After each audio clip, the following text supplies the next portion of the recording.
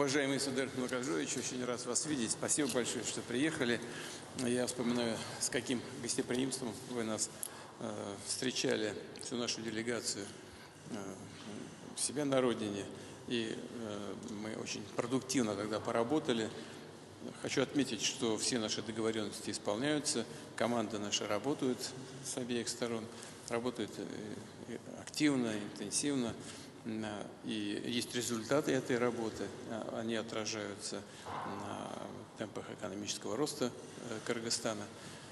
И уверен, что и ваш сегодняшний рабочий визит тоже послужит делу развития наших отношений.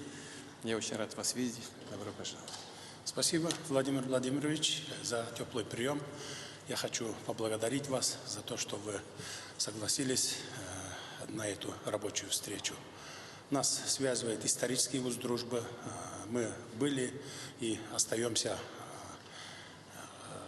стратегическим партнером и главным союзником Российской Федерации. Как вы знаете, мы с вами во многих международных организациях являемся активными членами, в том числе ШОС. Поэтому в этом году, 31 августа и 1 сентября, у нас будет проходить саммит ШОС в Бишкеке.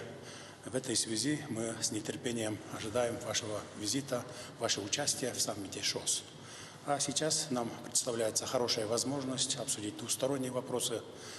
Рассчитываю, что мы с вами будем обмениваться мнениями по многим вопросам двустороннего взаимодействия на взаимовыгодных условиях.